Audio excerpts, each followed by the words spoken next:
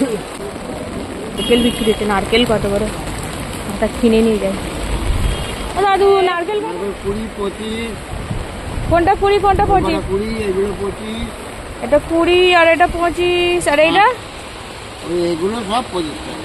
আচ্ছা আচ্ছা, এই আরো বড় আছে পাবে, এই 5টা সব কটা নিলে 110 টাকা।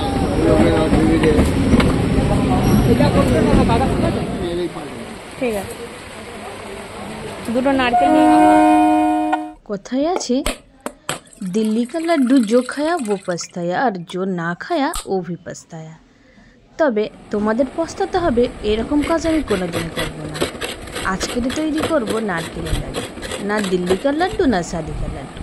তার জন্য বাজার থেকে যে নারকেল এনেছিলাম সেগুলো কুড়িয়ে নিলাম, আর নিয়ে এসেছি আখের গুড়, সেটাকে ভেঙে নেব। এবারে কড়াতে একটু ঘি দিয়ে দিলাম। এবারে গুঁড়ো করে রাখা আখের গুড় আর নারকেল ভালো করে মিক্স করে নেব। দিয়ে দেবো মিক্স করে রাখা নারকেল আর গুড়। গ্যাসটা একদম স্লো ফ্লেমে দিতে হবে, তারপরে অনবরত নাড়তে হবে। এইভাবে নেড়ে নেড়ে কিন্তু একদম শুকনো হয়ে যাবে এবং কালারও চেঞ্জ হয়ে আসবে। দিয়ে দিলাম এলাচ গুঁড়ো।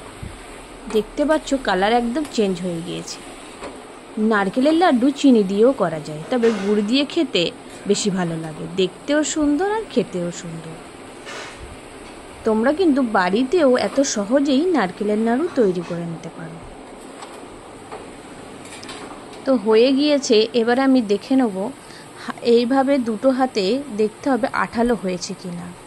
আর এখানে একটু ছোট্ট মতো গোল করে নিচ্ছি, দেখতে পাচ্ছ একে অপরের সঙ্গে জুড়ে গোল হয়ে যাচ্ছে, তার মানে হয়ে গেছে। এখন দিয়ে দেবো বাদাম গুঁড়ো করে রাখা। বাদাম আমি বাজার থেকে কাঁচা কিনে নিয়ে এসেছিলাম, সেটাকে ভেজে গুঁড়ো করে নিয়েছি, নামিয়ে নিয়েছি গ্যাস থেকে। এবারে আস্তে আস্তে এইভাবে গোল আকারে শেপ দিয়ে দেবো। তো দেখতে পাচ্ছ একদমই কিন্তু আমার হাতে লেগে নেই, একদম পারফেক্ট নাড়ু তৈরি হয়ে গিয়েছে। খেতে কিন্তু খুবই সুন্দর নারকেলের নাড়ু, তোমরা বাড়িতে অবশ্যই ট্রাই করো। এখানে নারকেলের নাড়ু আছে আর এখানে মতিচুরের নাড়ু আছে। তা সবাই ভালো থেকো, টাটা।